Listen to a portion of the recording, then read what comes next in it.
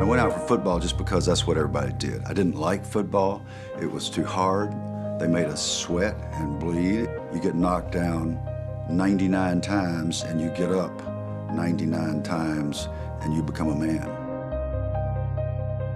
I realized football was going to take me places about halfway through my senior year in high school. My high school counselor called me in and said, "Do not think about Georgia Tech." And I said, "Why?" And she said, "Because you have frolicked all the way through high school. You will not survive 2 semesters at the Georgia Institute of Technology." So I thanked her and went down to the library and looked up the word frolic, and she was right. I had frolicked all the way through high school. But that didn't bother me because I knew I could do it. I was a 6'2", 212-pound offensive center on a middling Georgia Tech team. We were 7-3 almost every year. My 4th year, I could be drafted as what was then called a future. I was so disinterested in the NFL that I did not know a draft was being held. Well, I wasn't thinking about NFL football, but my brother-in-law called us early on a Sunday morning, and I picked up and he said, "Hello, Green Bay Packer." Well, he's always messing with me, so I hung up on him. He called right back. He said, "I'm not kidding you. Look in the newspaper. The Green Bay Packers have drafted you." I said, "You're kidding me. I've never gotten a letter from the Green Bay Packers." Sure enough, there were 20 rounds in the NFL draft, and they drafted me last. When I got there, I was so intimidated, and if I live to be 1,000, I'll never forget my first time to snap the ball. Ray Nitschke was lined up straight across from me, a future Hall of Fame middle linebacker. Henry Jordan was lined up as a defensive tackle, a future Hall of Fame defensive tackle. And I knew exactly where they were, and I knew exactly what I was supposed to do. I snapped the ball to Bart. I never saw either one of them. And broadcasters talk about speed of the game, they don't understand. And I just thought immediately, I'm in the wrong place. A couple of plays later, I was to drive block Nitschke straight ahead. He broke my face mask, broke my nose, and knocked me out the first time I hit him. And so I'm on all fours there thinking, I gotta make a decision here.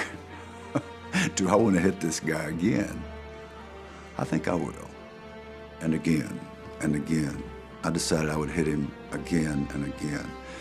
Even though I never got to be as good a player as Ray Nitschke, eventually, over a several year span, I did become the best player I could be because I had to go against those guys.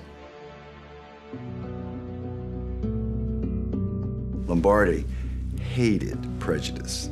I mean, you say a racist word in his training camp, you were on the next bus. I had never been in an African-American huddle. I mean, never been in a huddle with an African-American person. So I was in mortal fear that they were gonna hear my Southern accent. These great, big African-American guys are gonna hurt me and send me home. But I'm walking out of the dorm one night, really just alienated and fearful, and a voice came out of the dark, "Bill." I thought it was God. I almost collapsed on the spot, but it was Willie Davis. Now here's the defensive captain of the greatest football team of all time. That's what they were being called. And he wants to talk to me. So there could only be one message. You need to get lost. But here's what he said. "I've been watching you, Bill, and I think you got a chance to make our team, and I'm gonna help you." I says, "You're gonna help me?" Well, he did. That was the happiest moment when I realized, hey, these guys are gonna give me a chance. Second year, Ken Bowman, our starting center, got hurt, so I started every game, and we went to Super Bowl I. And at the time, I saw myself as a starter, and I couldn't believe that Coach Lombardi. He would put me on the expansion list, but he did. He got rid of me. Broke my heart. I blamed him.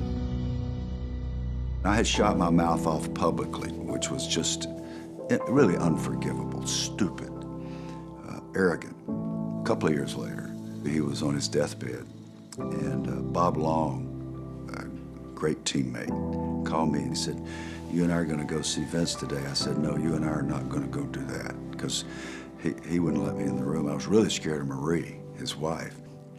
I just didn't want to see him because I had been so unthoughtful. We got off that elevator and Marie was standing there with Sonny Jurgensen. I'll never forget it. She greeted me like her long-lost son. Let's go see Vin. He wants to see you. I couldn't imagine that. So we walked in, and the great man was there. His body was wasted, but his eyes were the same. And shaking like a leaf, she kind of nudged me over there. His right arm was full of IVs, so I took his left hand and tried my best to choke out, "I'm sorry." I said a lot of things, but I really came here today to tell you that you've meant a lot to my life. He never wavered. He grasped me, squeezed my hand. The eyes never changed. And he said, "Well, you can mean a lot to my life if you'll pray for me." Whew. I said I would, and I had to leave. So what did the great man do to the terrified kid? Changed my life. People who forgive you when you least deserve it make you respond. So once again, he forced me to respond.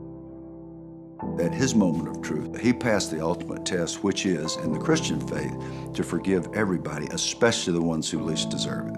And that was Bill Curry that day. So I have been forced to respond differently to just about everybody ever since then.